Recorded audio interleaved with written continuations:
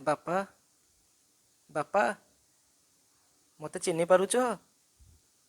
ଅଧା ବାଟରୁ ହାତ ଛାଡ଼ି ତୁମକୁ ନିଃସ୍ୱ କରି ସବୁଦିନ ପାଇଁ ତୁମଠାରୁ ଦୂରେଇ ଆସିଥିବା ମୁଁ ତୁମର ପୁଅ ଚିତ୍ତ କହୁଛି ବାପା। କେମିତି ଅଛ ବାପା? ମୋ ବୋଉ କେମିତି ଅଛି? ଆଉ ବଡ଼ ବାପା, ବଡ଼ ବୋଉ, ପ୍ରସନ୍ନ ଭାଇ ଏମାନେ ସବୁ କେମିତି ଅଛନ୍ତି ବାପା? ମୋ ପାଗେଳି କେମିତି ଅଛି ବାପା?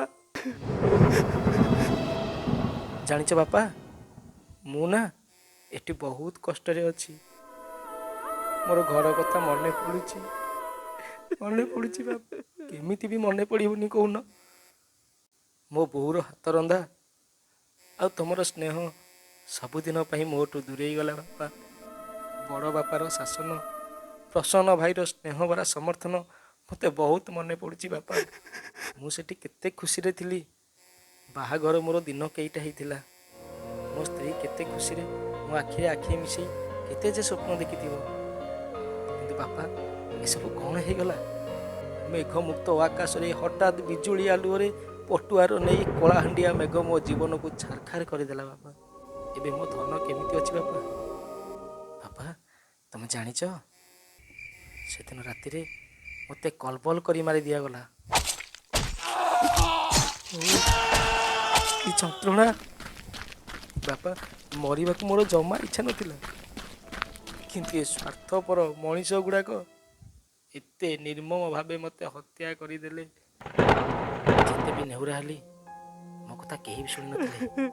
ହେଲେ ବାପା, ରକ୍ଷକ ଯଦି ଭକ୍ଷକ ସାଜେ, ପରିସ୍ଥିତି ଏହିପରି ହୁଏ। କି ଭୁଲ ମୁଁ କରିଥିଲି?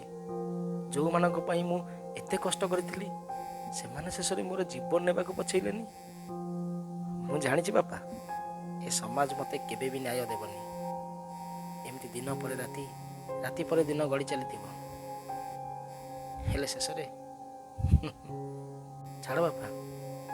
ଯେଉଁଠି ହୁଡ଼ା ଫସଲ ଖାଏ, ତେବେ ଦୋଷ କାହାକୁ ଯିବ? ଠିକ୍ ସେମିତି ବାପା, ଏଠି ସମସ୍ତେ ବେଇମାନ, ସମସ୍ତେ ବିଶ୍ୱାସଘାତ। ହଉ ବାପା, ମୁଁ ଫୋନ୍ ରଖୁଛି। ଏତିକି କହୁଛି, ଦେହର ଯତ୍ନ ନେବ। ମୋର ଅନୁପସ୍ଥିତିରେ ତୁମକୁ ଘର ସମ୍ଭାଳିବାକୁ ପଡ଼ିବ। ରହୁଛି ବାପା, ରହୁଛି। ବାପା ତମେ ଶୁଣୁନା ହଁ